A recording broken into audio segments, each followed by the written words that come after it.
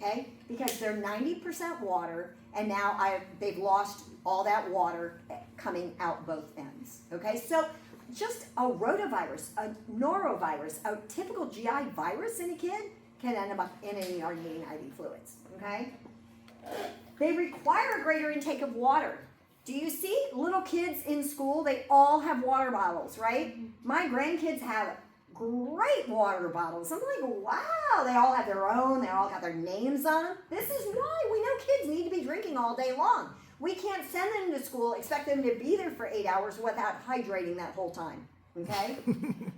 The fever, look how much you lose in urine and water losses, insensible. So that's respiratory, that's urine, and that's through the skin. That's a lot of urine just with 1 degree of elevation, okay? So a kid gets a 102 fever, right? We don't get fevers like that as adults, right? Like, I was sick and Scarlett said, did you have a fever? And I'm like, I don't think so, right? When's the last time you had a fever? It's been years, COVID probably in 2020 is the last time I had a fever. We just don't get fevers like that, right? But kids can dehydrate a lot just from a fever. Think how many fevers a kid gets. They can have 20 fevers in a year, right? So we lose a lot of it through skin, but don't forget your 3 organs that really balance hydration. It's what? Kidneys. Kidneys. I told you the other one. Skin. Who said respiratory? You? Oh, Respiratory. right. Okay? Y'all would have prepped for my lecture today. You'd know that because it's in one of the slides. So medications, I listed the types of medications and then I gave you an example so you can start to get familiar. But think of what we treat in the gut. We need to treat spasm, right? So you guys know that you can cut right through a bowel and it doesn't even hurt. But if that bowel is in spasm, it's terribly painful, right? So we give things that shut down the acid production. We give things to control the spasm. We give things to stop nausea, to stop diarrhea, right? Sometimes we need to give steroids. Antidiarrheals are not used a lot in children because most of their diarrhea is caused by an illness, either caused by fungus, bacterial, or a parasite, and you want that getting out. You don't want to shut it down and let it stay in the gut, okay? So get familiar. Some of your hydrocortisone enemas and things might be for like an ulcerative colitis where you need a steroid immediately applied to the bowel. And then all of our favorite things we do with the bowel. I don't know about you, but I hate an enema. When I get a constipation diagnosis, I'm like, anybody but that patient, I'd rather have a code STEMI, a code stroke, a code anything but an enema, right? So who gets enemas? All of our patients can get enemas. Not so common in infants, but infants can get them.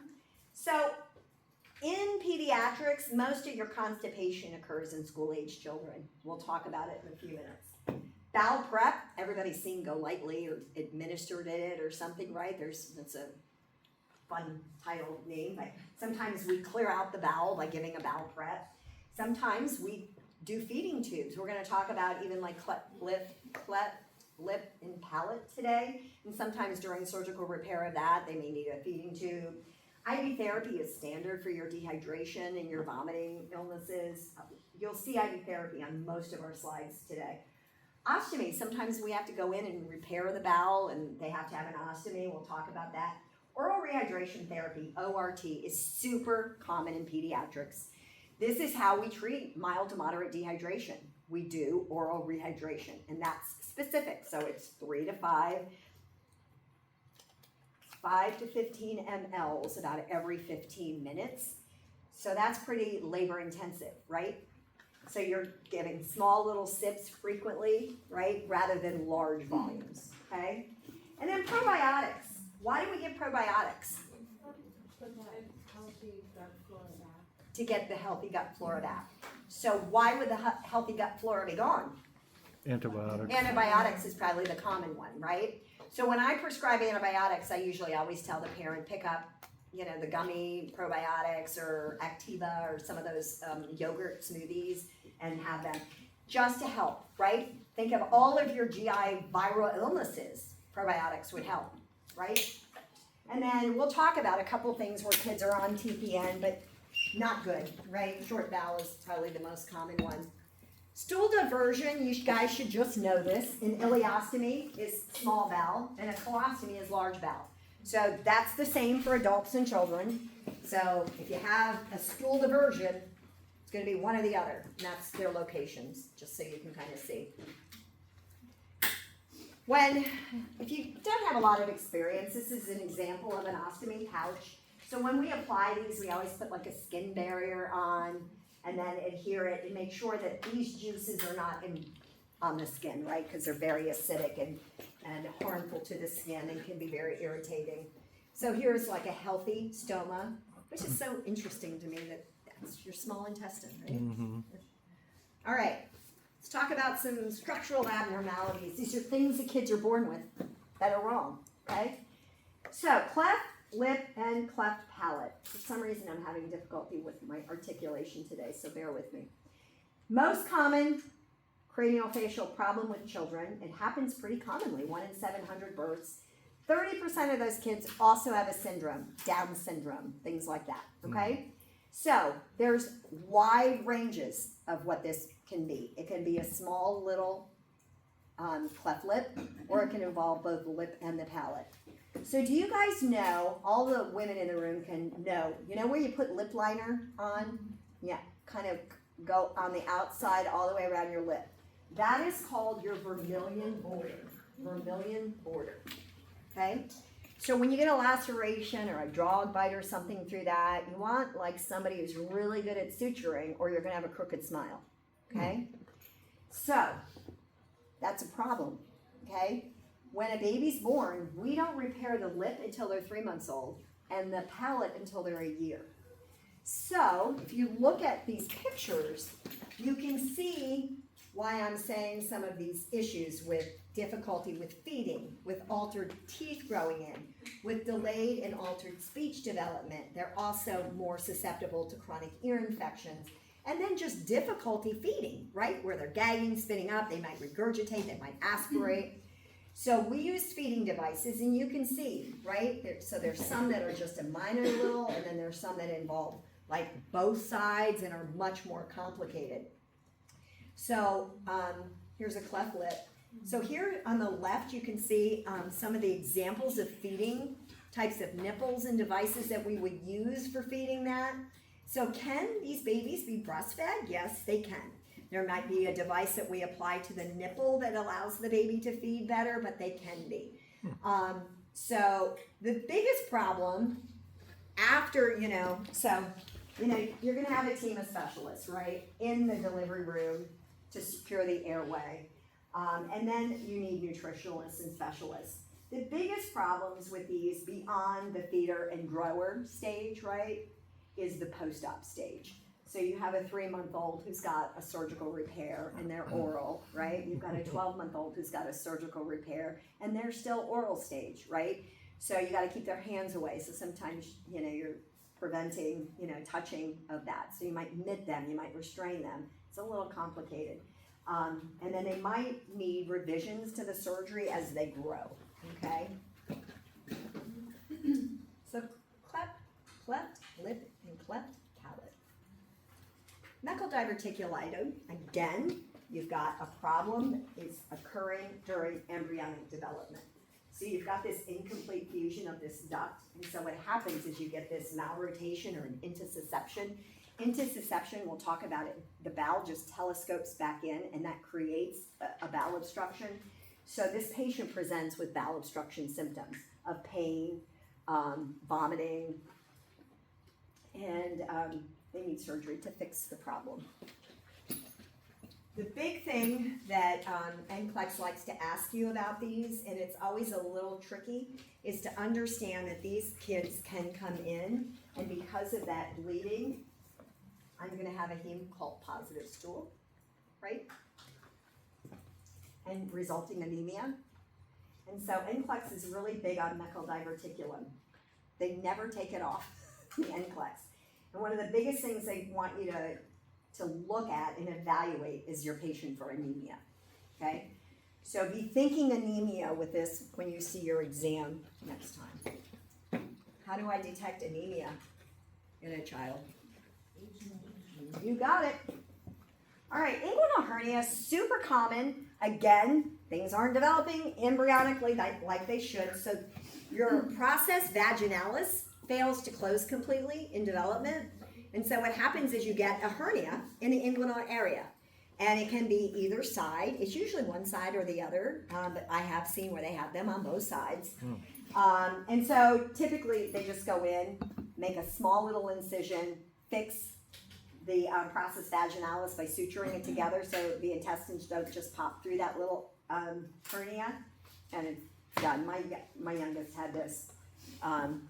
He's got a little tiny scar in his left inguinal. So here's an example of what it looks like. You'll see just like this little bulging mass in the inguinal area. You guys understand the concepts of reducing hernias?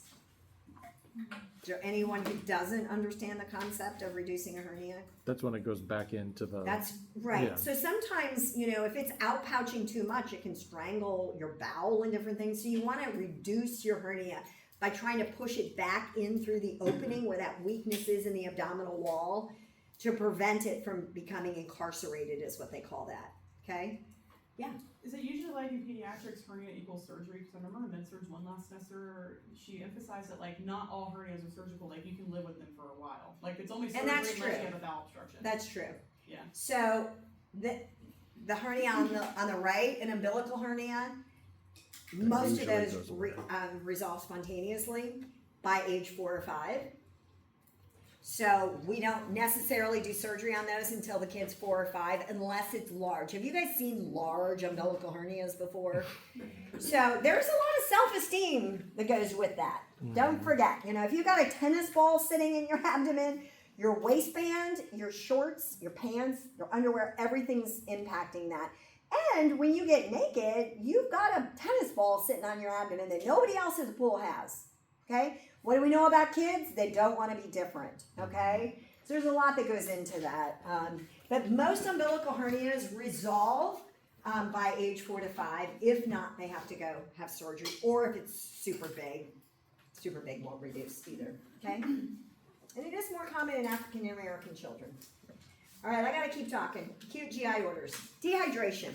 I gave you a slide earlier about the importance of understanding fluids and loss with children. So dehydration is a big problem. Kids die from dehydration, okay? It's probably one of the scarier parts of when you have a child sitting in your waiting room that's in hypovolemic shock and no one's detected that yet, okay? So they're at a greater risk because they've got increased extracellular fluid percentage. They're made up of water, 90 to 95% in an infant, right? So when they lose water, they dehydrate. So all of that support is gone. Their water is gone. What helps keep their blood pressure up, their heart rate up, is gone. Okay? So what's going to happen? In the early stages, they're going to be tachypnic. They're going to be tachycardic, right? In the later stages, they're going to be lethargic. They're going to have some differences. Now, what do you know about how adults display dehydration? What are signs? Tenting. Tenting, what? Foreskin turgor, Low urine output. low urine output, dry mucous membranes. Okay, some great things. Kids too, but there's some ways that kids are somewhat different. One of the first things they do is stop making tears. Now I can cry all through my dehydration, right? Kids stop making tears. They also stop peeing. Where, you know how when you go to your patient, you're like, Hannah, can you get me a urine? I don't need a lot, just a little in the cup. We can almost always come through, right?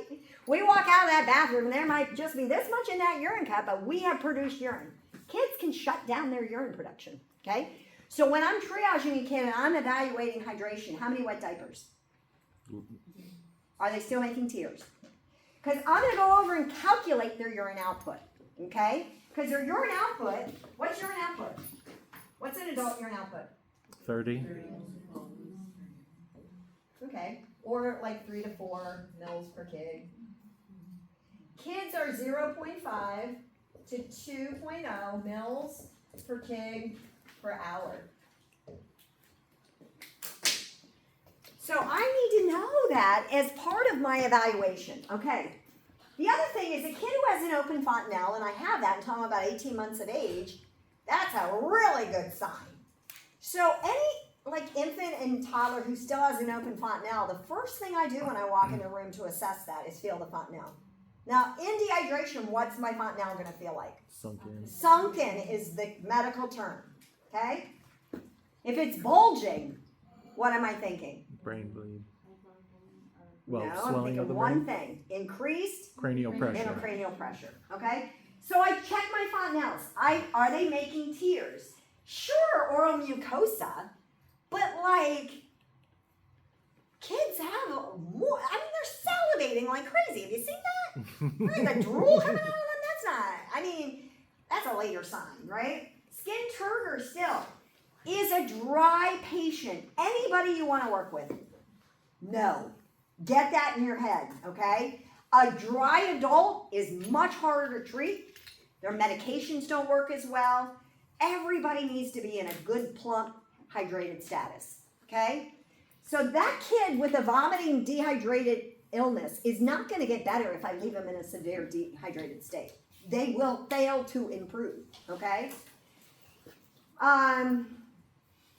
What do I mean by extremities? Think signs of hypovolemic shock. Oh, they'll get cold. And they sure will.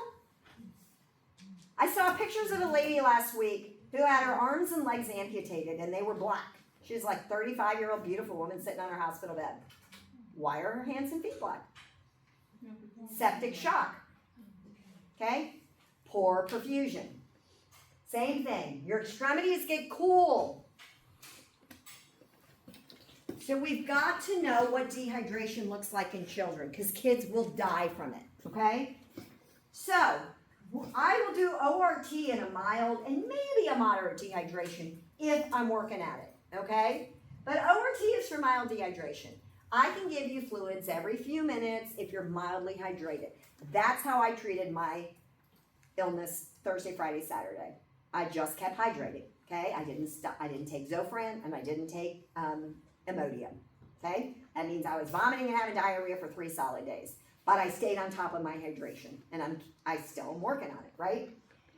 In that severe hydration, you better go right to your IV fluids, and you better give them a 20 per kilo bolus. And at the conclusion of that 20 per kilo bolus, you need to reassess to determine if they need another 20 per kilo bolus. I had a kid who, I don't have a lot of time for stories, so I'm going to talk really fast. I had a 6-week-old who, it was mom's first day back to work, baby's first day in daycare. She came in, blue, cold baby in triage. Nightmare. The baby's brought back and dropped in my room. I just walk in the room, I'm like, well, you're not staying here. I picked the baby up and walked right into the code room, lay the baby down, call the team in, everybody's all hands on deck. I drop a line in and I'm going right for my fluids. And everybody has to have a role, right? So I'm like, I'm on fluids, okay? So I stood there and just pulled up fluids into syringes and just kept pushing it as fast as I could, okay?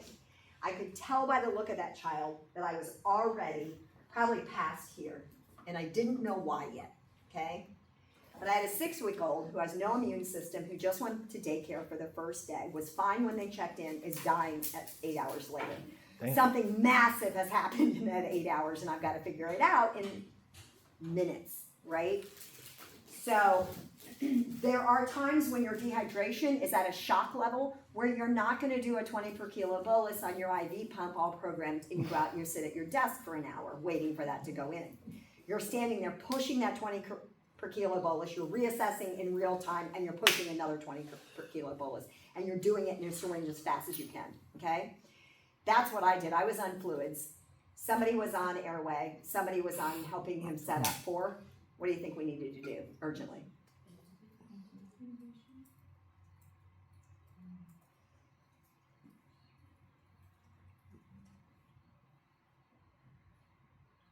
Crickets. Get Trying an to get you thinking ECG critically. or EKG. 6-week-old, listless, cool extremities, signs of shock. Oh, First day back into daycare as a newborn. What's your leading diagnosis? Wow, no Say idea. it. Infection. But That what's your quick? diagnosis? We're in septic shock. Right? All the signs of shock. Okay? 6-week-old has no immune system. First day out of mom's care. So I'm thinking sepsis. So I better do an LP on that kid as soon as possible. Because that kid needs antibiotics as soon as possible. Okay? So somebody was on getting the doctor in to do the LP as fast as possible. Okay? I am on fluids in the IV, so I go straight to Pyxis, pull out my 3 antibiotics, and I mix up my antibiotics, and I'm standing there ready. Okay? Now, as soon as the doctor got the LP, pus shot out of the back, and I'm pushing my antibiotics. What do you think happened to that child? Is that a lumbar puncture? That is an LP. Yeah. Is that okay? What do you think? Do you think it was a good outcome or a bad outcome? Probably not great. Child died within 12 hours. How do you go, like, what? How do you? You're born without an immune system. And then you are set in a petri dish. Sorry. So yeah, the baby herniated their go brainstem from- and died. That quick. That quick. Damn. So, had all of the signs of hypovolemic shock. But then I'm placing it in my head thinking, there's got to be more. Okay? So, I was wondering, like, because I understand that you have no immune system as a newborn going into daycare, but, like, don't newborns get, like, vaccinations, like, literally? yeah, but they still don't have an immune system. Those vaccines, what vaccines have they had by 6 weeks of age? I didn't make you know these. Oh, God. Yeah, that's it. That's it. And really, I would never give my kid hepatitis vaccine. Do we have a problem with hepatitis in newborns? No, they're not. So, and then this is not a vaccine stance at all. But like, we need to be evaluating those things. But yeah, they don't. They have hepatitis. That's it. They don't get their DPT vaccines until 8 weeks. So this baby didn't have vaccines. She had no immune system. She had a maternal influence of an immune system. So is that typical? No, but that's what happened to that child. So do we advise parents to not take their child into like would you ever Daycare's call- never good for newborns. Right, that's what But what do you do? But right. But is that something Newborns like go you there all the do, time. Oh, Like yeah. educate Yeah. on is like just beware. Okay. Vomiting. Main thing I want you to understand about vomiting is kids can do it really good, right? And they can projectile, right? What do I mean by projectile vomiting? Do you have any idea what I mean by that? Jada knows. What's that movie? It's like The Exorcist, right? That's it. Exorcist. Oh, you know, vomits hitting the other side of the parking lot. You're like, did you guys see that? That usually is the bad side. Okay, so when you see that, you need to figure out what's going on. Often in children, it's a sign of a head injury. Okay, but there are some other things like some GI things that can cause them to do that. But most of the time, they shouldn't vomit like The Exorcist, right? It should be normal vomiting and diarrhea, right? And kids, especially infants and toddlers, it's just like, and it's there, right? Like, what is that? Are you sick? I don't know. You just threw milk up on the floor. And I'm like, well, I don't know. I guess time will tell to see if Sadie's sick, you know? I was talking to her last night on the phone. She runs into the bathroom to show me on FaceTime her new pajamas, and then she just goes with milk, and I'm like, oh, no. Is that an influence of Nana? Because remember, I had him that whole weekend, so I'm like, oh, is that going to go through her house? So we were all praying that Sadie, it was milk. We don't know what happened. She had a little too much milk. She orked it up, threw it up on the floor, ran around the house, went to bed, woke up, and went to school. Kids are weird when it comes to vomiting. So we have to just really start with oral rehydration little bits frequently and try to treat the cause as much as possible. And then Zofran is our go-to drug, right? Diarrhea, they kind of tend to go hand in hand. Most often with children, it's going to be a viral, bacterial, or parasitic cause. So we try to find out the cause of why they're having diarrhea. And then if it needs treated, so if they've got like a bacterial infection, they might need an antibiotic. If they have a parasitic infection, they might need something that way. And then if it's viral, we know just to let it go, right? Like I said, antidiarrheals are really not used in children that often. Thrush, oral candidiasis. Why do we talk about it? Because infants get it, right? So infants are prone to it. It happens pretty commonly. They don't have to have immune disorders. It just happens because infants have that altered immune system. And so they get like a fungal infection in their mouth. They need nystatin. How do you know it's milk versus oral candidiasis? You can't remove the patches. So you'll take like a cotton tip applicator or a tongue depressor and you'll try to scrape the white off and it won't come off. They need nystatin. Are fungal infections easy or hard to treat? Hard. So it's 4 to 5 times a day, sometimes for a month to get rid of this. You have to treat the bottles, and if they're breastfed, you treat the breast as well. It can be a painful infection for the mother, and so they might even put the antifungal on the breast. Otherwise, the baby's just constantly reinfecting. So here's what it looks like. Pyloric stenosis, pretty common. I have a friend who likes to say his house in Potomac was paid for by all the Montgomery County children suffering from pyloric stenosis because it's just a common thing and it's an easy repair. So he would show up, do an hour surgery, and make a lot of money. So what happens is there's this problem that develops, and so the circular muscle of the pylorus becomes hypertrophied, and it causes this thickness. And at that sign of the thickness, it can cause an obstruction. And so the most classic defining NCLEX question is it's this hard, movable olive in the right upper quadrant. That's classic NCLEX, okay? You don't always have the olive. So if you have the olive, you can just call the surgeon and say, I got a pyloric stenosis, go ahead and come on in. The kid's, NPO, and we're calling the OR to get things ready. If you don't feel it, then you do an ultrasound to get your diagnosis. But surgery is the correction. So sometimes these kids are a little dehydrated, and you take a kid to surgery when they are hydrated. You don't take a dehydrated person to surgery. You correct any electrolyte abnormalities. But remember, you probably have like a 6 or an 8-week-old that now you're taking for surgery, and so you've got a family who's apoplectic and up here with anxiety.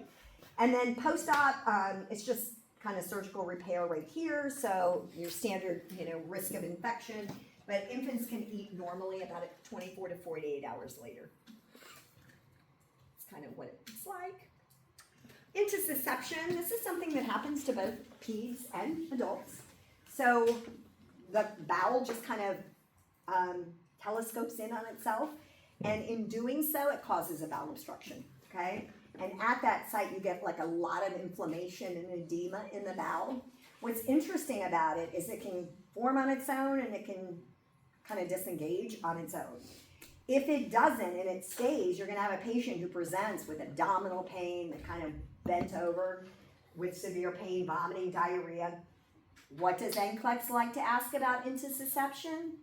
You ready? Write it down, because you'll see it again, right here, current jelly stools. Yeah, Current jelly stools. That's what it looks like. what is So if you don't know what current jelly looks like, stools? look it up, okay? Oh, it looks bloody.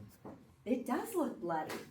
And so, first section asks me, what causes that? And I don't know the answer, but I will tell you what I think causes it. I think all the inflammation and edema that results from the bowel telescoping on itself causes that color and change consistency. Is it blood? Stool. There is some, yeah. Okay. And the kids they look really kind of crappy, all right? So fluids, anytime you're gonna work with the gut, you need IV antibiotics for the gut. The gut is a bad area, right? So anytime you have surgery, you're gonna notice that your physicians give you IV fluids and IV antibiotics pre-op. That's standard care, okay? Because if they go in and they operate and they nip something, what's gonna happen? What's the Bad patient stuff. gonna develop? What's that called? Peritonitis. Peritonitis, okay? And I've had that happen. I had a lady who developed appendicitis when she was 8 months pregnant, and the physicians didn't think it was appendicitis. They thought she was having preterm labor, and her appendix ruptured, killed the baby. So she came back to me post-op as a brand new graduate from FCC. I'm like, where's my preceptor? When you get off of being precepted, you're gonna cry for your preceptor. And she was open from here, kind of here to here. Her incision wound was gaping about that wide. She had like things kind of like rubber bands kind of holding her gut together. And I was doing washes of that with saline every hour because it was just pus coming out. Wow. Crazy. The bowel is scary. So always make sure you give IV antibiotics. And then the crazy thing about intussusception is if it doesn't fix on its own, they do an air enema. So it's just kind of blow up to kind of get that bowel to disengage from itself. And then if they can't do that, they go in and they remove that section of the bowel that tends to kind of cause the obstruction, reanastomose the ends together. Intussusception. It was really had an interesting intussusception patient come into the adult ED, I don't know, 6-8 months ago. It was fascinating. Since he was like a school-aged child, he had had bouts of intermittent crampy abdominal pain. He would have like debilitating abdominal pain where he would like seek medical treatment. And every single time that he had like a CAT scan or something done, they would never find anything. So now he's my patient as a 28-year-old in with severe crampy abdominal pain, vomiting, and diarrhea. And we do a CAT scan and find he has intussusception. And we know that that's what he's been doing. He's been telescoping his bowel probably since school age, but it would always fix itself, and so they couldn't catch it on CT. So all of a sudden he came in, we found it telescoped, and they gave him 2 choices. They said, we can do the air enema and it will resolve and you can go about your business. And he said, no. Take me to surgery, remove that section of bowel. I've been dealing with this since I was in school, and I finally know what's wrong with me, and I want the bowel gone. And that's what we did. Crazy, right? But he never knew what his diagnosis was because it always resolved itself You spontaneously. go to the mechanic and the sound stops. Yes, It starts right. as soon It's as like you you take leave. your car into the shop and it's not making the noise anymore. So here's sort of an example of it. Very fascinating. Malrotation in volvulus is just that twisting, right? So it results from embryonic development. So things are not wired the way they're supposed to from the beginning. So it's abnormally attached. So the bowel just flips, okay? And so very few things will cause a child to have bilious vomiting. Very few, okay? Abdominal pain, shocky symptoms. We had a kid who came in a couple weeks ago, who's with Brian Gov's clinical group. Do you remember down in room 2? They were like, we've got an acute abdomen in room 2. We were trying to do a conscious sedation in 9 and something else was going on. And I was like, we've got to go, everybody. And everybody wanted to stay. There was an acute abdomen in 2. Do you remember that at all? No? So we went down, I went down just to see what it was, and they had a 3-year-old, and the kid was standing screaming at the top of his lungs, rigid abdomen, and they had stopped everything going on in the ER for an acute abdomen in a 2-year-old. And I walked by and I said, oh, I think I got a volvulus. Twisting, right? So, the kid distended, tachycardic, symptoms of shock, like we had 2 orthopedic surgeons there ready to do a conscious sedation, and they wouldn't do it because of this kid, okay? So they do a lab procedure. It straightens out that band and prevents the flip-flop. Again, IV fluids and IV antibiotics. Sometimes they need an NG tube to decompress. Appendicitis, most common surgical emergency that kids go through. Most common ages are 15 to 30, but you will see it in adults and you'll see it in kids that are as young as 4 and 5. Typically, they start out with sort of generalized abdominal pain that over time will localize to the right lower quadrant. They typically, the classic thing a kid with or a person with appendicitis can't do is what? You got it. They jump and it's, oh my God, localizes right in the, so quickest way to rule out appendicitis is ask your patient to jump. It's crazy how it works, okay? So vague abdominal pain localizes to the right lower quadrant. They may have an elevated white count, they may not. They may have a fever, they may have a low-grade fever, they may have no fever. I have seen everything in appendicitis. But we have to, the fun thing that I think is cool about appendicitis is the treatment has changed. When I came here and learned about appendicitis, it was always surgical removal of your appendix. And that's a big cut, Now it's laparoscopic surgery. And research has proven that we can give IV antibiotics, and a lot of times the appendicitis resolves and they don't ever have to have surgery. So that emergent surgery does not happen in children anymore. A lot of times they come in, they're diagnosed, we admit them, they go to surgery the next day. Okay? When would I want to get to a kid to surgery quicker with this? Rupture. If it ruptures. A perforated appendix becomes more of a medical emergency because now you've got stool and bacteria in the bowel leading to a diagnosis of peritonitis if we don't get in there and wash out the bowel. So those kids will probably still end up with a laparoscopic surgery, but they may end up with a drain that we leave in for 12 hours just to see if anything's developing and draining into it, kind of like a window inside to see what's happening. And those kids usually stay on IV antibiotics longer, okay? How do I know an appendix has ruptured in a patient? Nope. Shocky symptoms? Who said it? It goes away. So I have pain, and I'm assessing pain every hour in my patient's room, and then I go in and the kid looks different. He's like, I don't have pain. I don't know what happened, but 20 minutes ago, everything stopped hurting. You need to call your surgeon and tell him that you think your appendix just ruptured based on the symptoms of your child, because now the kid needs to go to the OR, okay?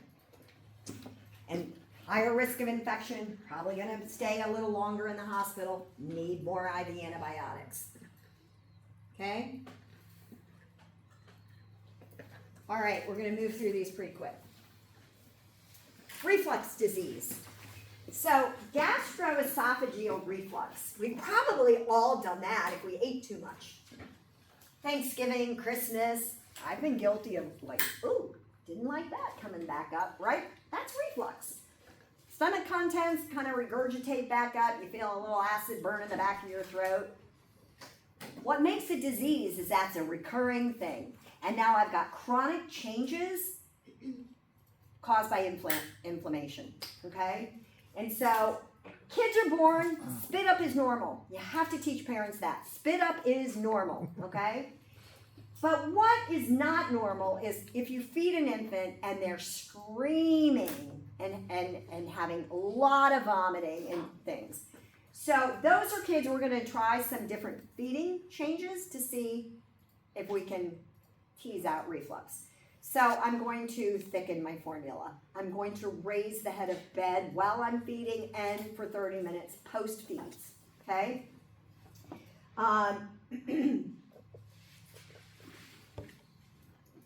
What else am I gonna do? Just think about those things.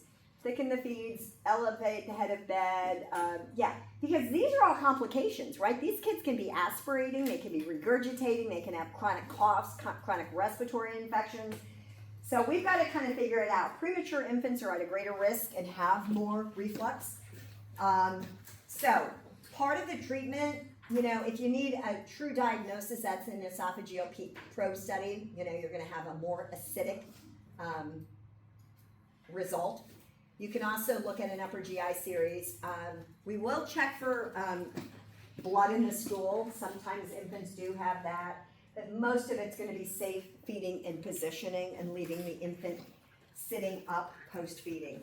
If it's bad and even like medication and all of your feeding changes and thickening your formula is not working, then they can do a Nissen fundoplication where they go in and they stop right where the problem is, that upper portion of the stomach. They stop the ability of that reflux to occur, okay? Really fast, PUD in children really only happens to your sick kids in the ICU, okay?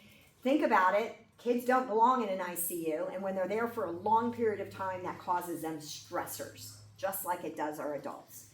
So that increased acid production in their stomach can cause this overgrowth of bacteria, and H. pylori can overreact in their stomach, and they can get actually ulcerative disease. So remember, ulcers bleed, so you see GI bleeding, right? So most of the time, this is in kids that have really bad stressors, okay? So burn patients in your PICU for long periods of time. So diagnosed through an upper GI, or you can do a biopsy, and then we stop the bleeding. A lot of this is medications, and then, reduction of stressors, get them out of the PICU. Here's just an example of what your textbook shows it. So we see this all the time, and I swear, every kid has an episode of constipation in their life, right? I don't think we get through life without having constipation at least once or twice in our life. But kids are set up for it, and there's a lot of reasons why. One, they don't often hydrate as much as they should, and we know that hydration is linked to keeping our stool passable, right? They also have terrible diets. You know, I just had my 3 grandkids with me for 3 days, and my grandson eats no fruit and vegetables unless he's bribed to do so. Okay? It's French fries and chicken nuggets. We had chicken from 3 different places around Frederick County. And I got to the point at breakfast, I'm like, you want some chicken? Because I ran out of food groups. And then I'm like, I'll pay you, or how about we go to the Amish market for treats if everyone eats an apple? I'm thinking fiber, skin on, you know, trying my best. But it's hard to get good diets in those kids. They eat a lot of starch, a lot of junk food, a lot of chips and different things, right? They also don't like to sit still long enough to take a BM. So school-age kids are really prone. They don't want to have a BM at school, so they refuse to poop at school. Well, that's called withholding. So now good luck, right? Now I've got a dry, hard stool. The kid's afraid to push because it's going to hurt. And okay? So, keys to success in avoiding constipation. Bowel habits. They say that for a reason, right? You guys know if you don't poop every day and you miss a day, the next day you're like, right? Okay, so it's a habit for a reason. We have to do it routinely. So you have to set a kid up for success. So they should poop after breakfast or after dinner. And you gotta create the time. Nope. So I tell parents, breakfast is the best time, okay? They've had dinner, they've slept all night. If they haven't pooped, they sit down, have breakfast, and 10 minutes in the toilet. Sometimes you have to say, nope, you're there, and you're gonna stay there for 5 minutes. Here's the timer, you're gonna just sit there, okay? Because they're gonna not poop when they go to school, and now we're day 2 of constipation, okay? So, educating them on what to do and how to do it. What foods they need to avoid, what foods they need to encourage. Medication, this is the real kicker that nobody educates you on with constipation. Do you know how long it takes to be on Miralax? 3 to 6 months to get your bowels back in habit. And parents think they just need to give 2 or 3 doses and be resolved. No. This is a long time commitment because once the bowels are out of habit, you have a problem, okay? Encoparesis is stooling in their underwear beyond potty training age. Behavioral indicator for sexual abuse. So always think, what's going on? Hirschsprungs. Hirschsprungs is another fascinating one I have on my phone. I'm going to start sending it early so you can see it. We had a kid come in with Hirschsprungs that was a 6-week-old, and it was a very concerning case. My students that I was with were very concerned about the patient as well. Just pass it on. So this is a motility issue. The bowels don't move things the way they're supposed to. You can see that on the x-ray that we took of the child. So they come in distended, they're poor feeders, and they just kind of can have even like a wasting of their extremities if it goes on for a long period of time. So they lack meconium in that first couple days of birth, should be a big red flag. But if that's missed, then it's picked up later. So this was a 6-week-old that came in, and the parents, when I came in the room with students to assess, were very concerned about the parental relationship to each other and then to the child. Nobody was providing any comfort care to a 6-week-old that was crying. They had the baby laying on the stretcher, exposed, was not swaddled in any way. We know babies can't thermoregulate, so the baby was cold. And as the baby was crying, nobody was offering comfort measures. Nobody would. And hour upon hour, the baby just laid on the stretcher at 6 weeks of age. So we need to be making observations about that, right? So come to find out, parents were struggling. The baby had been chronically sick. They didn't know what was wrong with it, which didn't make a lot of sense to me because Dad had Hirschsprungs. So as soon as we did that x-ray, we're like, Hirschsprungs. Kid was sent down to Children's. So they need removal of that aganglionic section of the bowel, and they reanastomose those two ends together. But they live with an ostomy while the bowel is recovering, and so it's kind of a difficult, challenging time. I knew that that baby was in for a problem, right? Because now it's got to have surgery and go through all that without parents that were having a parental bonding problem, okay? So chronic diarrhea was classic with this. The motility is off, right? Constipation or diarrhea is what's occurring. So they're just missing that aganglionic portion. Short bowel syndrome, super simple to remember. Something's happened where somebody has surgically removed the bowel, okay? So I've either had a massive, like a necrotizing enterocolitis, where I've lost 10 feet of my bowel from infection. Or I've had a massive abdominal trauma. Let's say I've been in a car accident and I got something that penetrated my abdomen, okay? Did you guys see it? So something's happened where I've had to go in and surgically remove my bowel, okay? So these are kids that often are on TPN because that whole bowel process is 6 months, a year, 2 years, okay? And then their life is with a short bowel, okay? So they chronically have issues with just processing food, okay? Crazy, right? And they're on TPN for. That's just a flat plate for the abdomen. Crazy, right? Sorry? Yeah, so they live on TPN. See all the dilated loops of bowel? It's crazy, right? All right, so these guys obviously need TPN, lots of vitamin and mineral replacement, and that's a lifelong problem because we don't have, bowel replacement surgeries. It's a big problem. So IBS, have you learned about IBS yet for adults? So it's the same for kids. The typical age that kids develop this, right, all of that would start in childhood, is about 10, okay? So we don't see it in littler kids. So Crohn's and ulcerative colitis starts around age 10 to 20, so it's mainly an adolescent type illness, school age adolescents.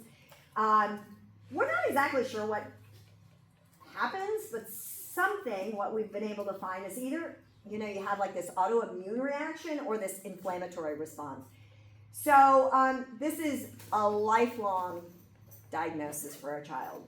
And so they have, periods of remission and exacerbation. So there's periods where they've got maybe a colostomy, and then they have years where they don't have a colostomy. But they struggle with growth and development. Even sexual development is delayed. They have issues with fistulas and abscesses and weight gain issues. So these are chronically what we would consider more of a, and I know special needs, we haven't really gone into what that encompasses yet, but any child that's managing a chronic illness is considered somebody that's got special needs, right? More frequent visits to the healthcare setting and just more illnesses, right? So your goal is to control inflammatory symptoms, right? Of vomiting and diarrhea. Diarrhea is probably the biggest one with this, and bloody diarrhea with ulcerative colitis. Anytime you hear the word ulcer, Your blood. they can bleed and you can have blood in your stool. Just remember that. Ulcerative colitis can have bloody stools. Anytime you hear the word ulcer, peptic ulcer disease, you can have blood in your stool, okay? So growth and development is a big problem for them. We control the inflammation. But remember, steroids are really what help, and we can't live on steroids. So one of my girlfriend's son had this growing up, and he ended up with a colostomy in college, which was really tough. So remember, kids don't want a little hernia, let alone a colostomy. Mm-hmm. So a lot of diet management, medication management. They often see nutritionists to really maximize the caloric intake and stuff. Because remember, diets for kids are different, right? Like they need fat. They need calories and carbohydrates and stuff, where you and I are like, oh, I'm checking the fat and carbohydrates in the food. They need those for growth and development. Celiac is super simple, right? The body can't process gluten, so you just have to avoid gluten. So abdominal pain, poor growth, real common, you can get that, fatty stools as a result. So impacts growth and development. These kids often look a lot like a malnourished child with sort of that kind of their extremities look weak. But get them in with a dietitian and a nutritionist. They need a strict gluten-free diet. So you can kind of see they look lots of abdominal bloating and distension, and they look, their limbs and stuff look a lot different. All right, we got 5 minutes. I'm exhausted. It's hard to talk for 4 solid hours. I'm telling you. Oh my god, Dr. Brucey, I was like 5 minutes in, I was like, my hand's hurting. I know, right? My good Lord. Dr. Breezy. Yeah. They, when the baby died, so they picked up, I think that they picked up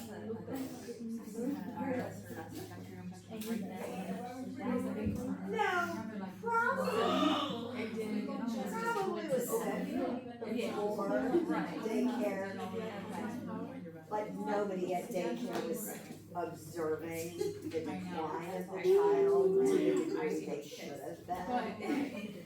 So the child is brand new daycare. Use 3 systems to do that, right? And they work together. The skin, the lungs, and the kidneys. So you need to understand the respiratory component to respiratory acidosis and alkalosis and the metabolic component. That's why it's those 3 organs, okay? So, what are the differences between kids and adults? The kidney is big until they're in adolescence. So, think of your little pee-wee football kids taking shots to their kidneys. How do you know if a kid got injured in their kidney? What's that? Flank pain. Right? What am I going to see? Say it again. Blood and urine. Blood and urine. Hematuria is a way to tell if a kidney got hurt. They have a slower filtration rate. There's shorter urethra. It's really little. Now I've got you sitting in a diaper and oops, you just had a blowout. Mm-hmm. Okay? With E. coli sitting in there. Good luck not getting a UTI, right? They have a small bladder capacity and immature reproductive organs. So things are just different with the kidneys. Not going to spend a lot of time on that either because we don't got time today. Medications, what are we usually doing? We're treating an infection. We're treating like a nephrotic syndrome. They get steroids. And then sometimes we're giving like Lasix to promote diuresing, or we're giving like an oxybutynin to control that spasm with a UTI, okay? Collecting urine, 2 ways we do it in children. Number 1 is an in and out cath. Number 2 is a little bag we can attach to the external genitalia. Urine collects in the bag, we pull the bag off, send the urine. Structural disorders, these are things kids are born with that are not correct. Hypospadias, epispadias. The opening of the penis is not where it should be. So instead of coming out the tip, it comes out like this, okay? So what nurse is gonna find this? In the delivery room. Yeah. When she's doing that anatomy exam, head to toe assessment on your newborn, she's looking at all your male patients for that, okay? So, we can't circumcise an infant born with that until it's been repaired surgically, okay? The post-op, this is your most difficult time because now, and look in your book, but it comes out with a penile dressing, usually in a catheter. They double diaper them and keep them padded while they're recovering post-op, okay? So that's usually the hard part. They give them antispasmodics to stop that spasm of the bladder, and then pain control. So that's what it looks like when you see it. Once it's repaired, then, then you can be circumcised. Obstructive uropathy, again, you're born with it. Something in that whole path from the kidneys all the way out is not flowing like it should. There's an obstruction somewhere. So the biggest way we see that is the kid just keeps coming in for UTIs. Oh my God. Babies shouldn't have UTIs, right? And now all of a sudden, in a 1 month period, you've had 2. I need to find out what's wrong. There's probably something wrong with your anatomy that's causing that, okay?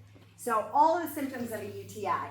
When it gets up to your flank, we're working more towards your kidneys, right? Do you know how to percuss somebody's back to determine flank pain? Mhm. So I'm going to show you. You don't care, right? No. So you just kind of tap lightly all the way down. Somebody with flank pain, when you get over that kidney, they're going to go, oh, okay? That's called CVA tenderness. CVA tenderness, okay? When you got that, you got a kidney infection. That kidney's unhappy, okay? So you have to go remove the obstruction.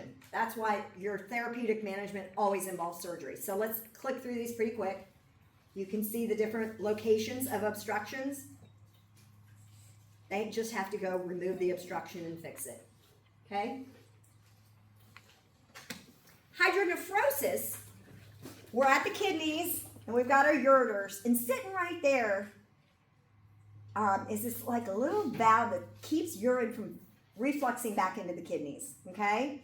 Sometimes that's kind of open, and that's called hydronephrosis. And so now urine can go from the bladder right up the ureter, right back into the kidney and cause an infection called pyelonephritis, okay? So infants may not have a lot of signs of a hydronephrosis until they get a UTI. But they may be feeding poorly, they may not be growing and developing like they should. And then most of these kids have to, if the nephrosis stays permanently, they'll have to have repair of that. Here you can just see. Reflux is probably one of the more common things we see with kids, and that's actually where urine is refluxing back up. And so these are kids that come in with like 2 or 3 UTIs kind of in a short period of time. Typical UTI symptoms: fever, back pain, dysuria frequency, smelly urine. Kids can have abdominal pain as well. And then antibiotics is what's done. And then sometimes as a Peds nurse, we're called over to radiology where they're doing a VCUG, and we'll put a Foley in and they'll put dye in and watch it go back up into the kidneys to see if they've got reflux, because if they do, we have to fix it, or they will just chronically have UTIs, okay? So just to clarify, so that would cause like the nephrosis, right? Hydronephrosis. Okay. So a UTI, you guys know UTIs. Kids shouldn't get UTIs, but they are at an increased risk for UTIs because of that short urethra. And kids that get UTIs are more often in diapers, okay? So little girls can't sit in wet pee diapers for 2 or 3 hours without getting an infection. You're predisposed because E. coli is the most offending organism in children, and it's in all of their stool normally. So if they sit in a diaper with E. coli stool for very long, those germs are going to go right up the urethra and right into the bladder, cause an infection, okay? So typical signs and symptoms, not a lot different, other than you'll notice with younger kids, they poorly feed, okay? Adults, man, they'll eat through anything. I have patients that are like, Code STEMI, can I get a cheeseburger? I think that's why you're here, you know, right? Adults eat through anything, but when kids are poorly feeding, you better investigate what's going on. Do you know how to look at a urinalysis and determine infection? All right, I'm going to tell you, it's right here. Cloudy. You need to have positive leukocyte esterase. You need to have positive nitrates. Those 2 things, okay? Now, you should have white blood cells, because we know what do. They go around surveilling all the time looking for an infection to eat it up, right? So you should have them. Now, when you look, you'll probably find down at the bottom, right? So down at the bottom, it will have white blood cells, R blood cells. You might have a variety of things. What do we know about these 2? If I have 100 of these, how much should I have of these? Should I have any? Mm-hmm. Yeah, because what do we know? Do they travel independently of each other? Like, do the whites say, I'll see you later, I'm going over here? Or do they go all together? So where you have white, you're going to have red. Okay? So if you have 100 white, you're probably going to have close to 100 red. Okay, that's just what happens. Okay? So you'll look on your urinalysis as it's all broken down, and you'll look at your leukoesterase, you'll look at your nitrates, and you'll look at your white blood cells. Okay? It doesn't matter if you've got protein and glucose and ketones. That has nothing to do with UTI. That tells us about hydration status. Okay? So kids need antibiotics. Most of the time it's oral. A pyelonephritis, or a bad UTI can end up getting IV antibiotics. I got pregnant with my first child, got hydronephrosis from being an ER charge nurse, working 12-hour shifts where I was on my feet all day. And I would pee once a shift, remember? Yeah. And so I came out, I had a baby, and 4 days later I went and spent 5 days in the hospital getting IV antibiotics for pyelonephritis.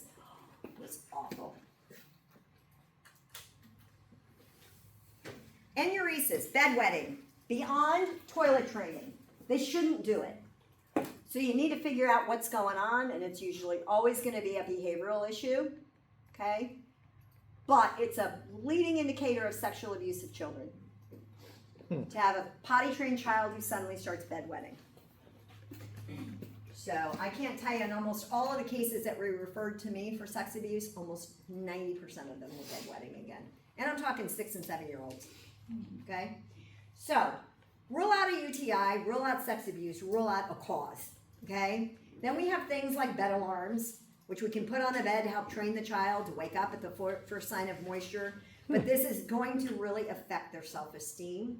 So you need to figure out the cause of it and try to get to solutions over a quick period of time. Okay? And never forget sex abuse. Nephrotic syndrome. Interesting. This is something that kids get. Remember I've said, you don't really see a lot of edema in children. This will give them edema. It'll even give them periorbital edema. Okay? So it occurs as a result of this increase in that basement membrane permeability. All right? So now all of a sudden we've got abnormal losses of protein. So if I go to my urinalysis and I'm looking at a nephrotic syndrome, I'm going to see crazy amounts of protein. Okay? I'm going to have nausea, vomiting, usually weight gain. What's that telling me? That's fluid. Retention. That's fluid. Okay? Recent weight gain is fluid. Elevated blood pressure, periorbital edema, or just generalized edema. I've seen this in a couple kids, and I've walked in the room to sort of meet the patients and do an exam, and I'm like, oh, your kidneys aren't working. Because you're like, you got periorbital edema, your skin's kind of inflamed and red, you look swollen, and kids don't look that way. So it's so obvious to me. I'm like, well, I'm going to have to admit I'm not exactly sure what I'm dealing with yet, but this looks like nephrotic syndrome, and this looks like acute post-streptococcal glomerulonephritis, which is another quick one, fun and easy to say. But I know I'm going to have to admit that kid because they need steroids, they need management of their blood pressure, and a lot of intensive care. So this is what we're doing to treat. But lots of complications with these kids with nephrotic syndrome. They're at risk for blood clots. And there's very few things that put kids at risk for blood clots. But this is one of them, okay? And you guys know that, like, if we're giving diuretics to pull off fluid, we're going to lower our potassium. Is there anybody who does not know that? Okay. Here's a kid with some edema, right? He just doesn't look good. Please don't make me say this one again. This is a really interesting one. This is what I walked into at urgent care. She's 12 years old. I took one look at her and I said, you've got a nephrotic syndrome of some sort going on. And my first question was, have you had a strep infection recently? And the mother, so first off, the mother was upset that it was me, a nurse practitioner, over a physician. So then, I'm asking about a strep infection, and she's like, well, yes, she did. And I said, well, did she complete all 10 days of the antibiotic? And she's like, well, it was 7 days. And I said, okay. I said, I think she's probably got this. And the mom's like, and I said, so I'm going to have to admit her to Children's and probably the PICU. And the mother's just sitting here, can I see the doctor? And I'm like, well, you can, but I'm going to go call Children's, PICU, I'm going to go do my job. You can talk to the doctor, right? But these kids look sick, right? I walk in the room and I'm like, wow, you look sick. Periorbital edema, swelling in your ankles. Her skin was kind of red and inflamed looking. She looked sick. She had decreased urine output. She just kind of had achiness all over. And I'm like, yeah, you don't look good. Okay?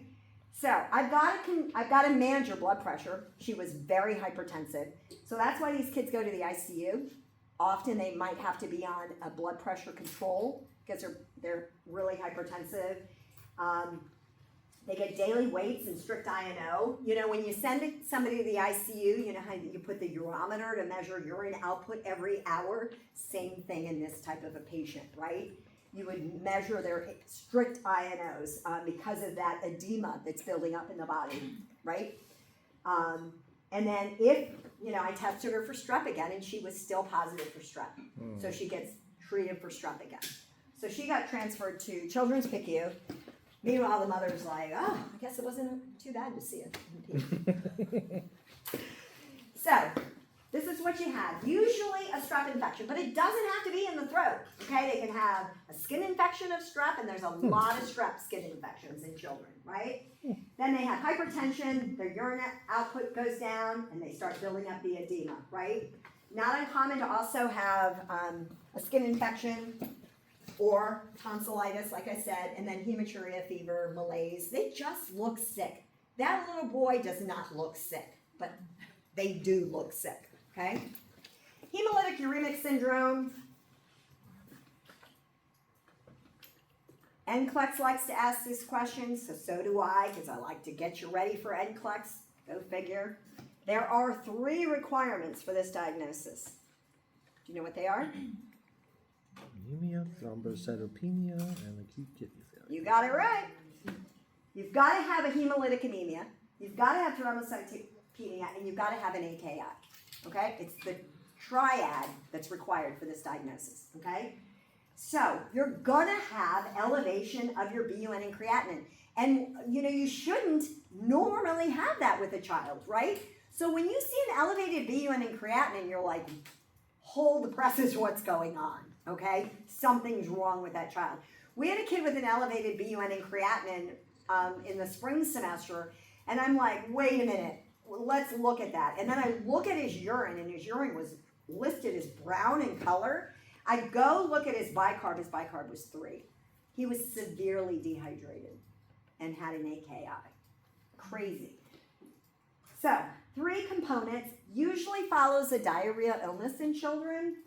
And so, elevated BUN and creatinine, anemia, retic counts elevated, your bilirubin and LDH levels are elevated, and then you have electrolyte disturbances, okay? Fluid balance, really important when you're dealing with your renal system, right? You gotta correct the hypertension, deal with acidosis, any electrolyte disturbances have to be fixed. These are patients that can even end up on dialysis during this acute period. So this is not a good diagnosis. This is a bad one. Here's another little picture. So they get usually like an E. coli illness that triggers it. It's real common.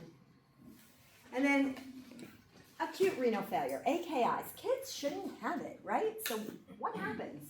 So suddenly the kidneys just aren't working. So like I showed you, severe dehydration, a shock can cause that, right? So these are kids that have this buildup of toxins, and so they always have an electrolyte imbalance. Patients in renal failure, is their potassium high or low? High. High. It's usually 5s, 6s, 7s, 8s. This is why they need dialysis, is for the potassium being too high. Okay? So their electrolyte disturbances with children with acute renal failure are pretty significant. We usually always deal with blood pressure issues, right? Your patients that are coming into the ER with hypertension, do you ever look at their kidneys when you're evaluating their hypertension? You should. Do they have an elevated BUN and creatinine? It will explain their hypertension sometimes. And then cardiac monitoring. You should always have a patient in renal failure on a cardiac monitor. Why? Say that out loud. Because the potassium can cause arrhythmias. Everybody agree? Mm-hmm. That high potassium causes arrhythmias. What arrhythmias does a high potassium cause? VTAC? VTAC, VFib, the bad ones. They cause a lot of ventricular ectopy. It's your ventricles that don't like high K. So you get PVCs, you get all kinds of ventricular ectopy. It's not pretty. We can come in and we're like, whoa, did you see that ectopy going on? What's his, potassium? We're not gonna have time, or do we have time? What time does this class end? Maybe we do. 12:20, all right, so I have 6 minutes. And then we can go through the exam, okay? So, I'm gonna talk really fast. Labial adhesion, little girls, their labia can kind of join together sort of at the, kind of like the 6 o'clock location, and it just kind of from being moist all the time. So these are kids like in diapers or like pre-pubertal children. That's what that looks like. So you can see right here, this, you see how this is run together here? So it That's literally like- like fuses the It skin. fuses the skin together. Okay. It just grows together. Do you know if you keep moist skin in contact, that's what happens? Hmm. Okay? So we just put an estrogen cream on that several times a day and it will open back up. But little girls bleed from that. So you'll get sex assault exams based on, you gotta check this out, okay? Vulvovaginitis is bubble bath vaginitis. This is from little girls get a disruption to the normal flora of their vagina, just like adults can get. And so we get it most often by letting them sit in bathtubs too often or having bubble baths where the soap in the bubble bath alters the pH in the vagina. And they get the same kind of what symptoms of like a yeast infection, except they don't get the white stuff, but they can get a white discharge, and it's usually red and inflamed and really itchy, okay? Male disorders, phimosis and paraphimosis. This is on an exam because this is a problem. Remember I said with NCLEX, I'm gonna always have exam questions where the kid dies if you miss something or something has an adverse event. This is an adverse event where the kid can have a deformed penis if we miss this. We can't be doing that to children. So phimosis is the foreskin cannot be retracted. So this is an uncircumcised male, bless you. And you know how foreskin should be able to be easily retracted? Okay, so it can't be. It's just locked in place over the penis. That's phimosis. Paraphimosis is that foreskin gets retracted and gets inflamed and gets stuck in the retracted stage. And then it causes a band around the penis that impacts blood flow. And so if you don't go in and surgically alleviate that band, they can have necrotic tissue to their penis, and good luck with that lawsuit, okay? So you see, if I don't go in and kind of snip this band, right now it's like a ring with the penis around there, cutting off the circulation. So if I don't go in and surgically excise that, yeah, the distal tip can incarcerate. Undescended testicles, really important. Testicles need to be in the scrotal sac 99% of the time. They are heat sensitive. So if they're up in the abdomen and they fail to come down, as can happen with a newborn, you have to go get it and tack it in place. If you don't, it can lead to infertility, complications, and NCLEX questions. Hydrocele and varicocele, super simple. A hydrocele is just fluid around the testicle, and a varicocele is a varicosity in the blood flow. So hydrocele, you just see this enlarged scrotal sac, and if I took a flashlight and I put it behind the scrotal sac, it would illuminate, okay? The fluid would kind of illuminate. A varicocele, if you see anything on the outside of the scrotal sac, it might be a bluish discoloration from the vein. Both usually resolve spontaneously. You usually send them to a urologist. Here's sort of a hydrocele on one side, a varicocele on the other. Testicular torsion will 100% be on your exam because it is a life event that we can't miss. So anybody who comes into an ER with a sudden onset of testicular pain needs a stat sonogram of that testicle to rule out testicular torsion. Torsion is an emergent situation, and so within an hour of that presentation, that patient should be diagnosed and be headed for surgery, okay? It has to be fast. And so like at Frederick Health, those kids get life flighted down to Hopkins and Children's for emergent surgery. We don't play around. So typically it'll, and most often it's an adolescent, so you'll see your older kids. And if you palpate the testicles, sometimes you can feel the torsion with palpation, but sometimes you can't. So 100%, everybody knows there'll be questions about this on your exam, okay? What'd you say was the diagnostic? Sonogram. Sonogram. And then epididymitis is just inflammation of the epididymitis, and so with bacteria, so they need an antibiotic. You can have like pain and swelling in the scrotal sac. You can have some inflammation and some redness and typical like UTI type symptoms with that. So I see guys come in, like young men come in to the ER with this complaint quite a bit, and it ends up being epididymitis. Can't even say the word, but yeah, that's what's going on. All right. Any questions about that? You guys are lucky. I talk so much faster second time around. I get through things. All right. Put your stuff away. I am going to talk about the exam for a minute. There's a couple concepts I want you to know.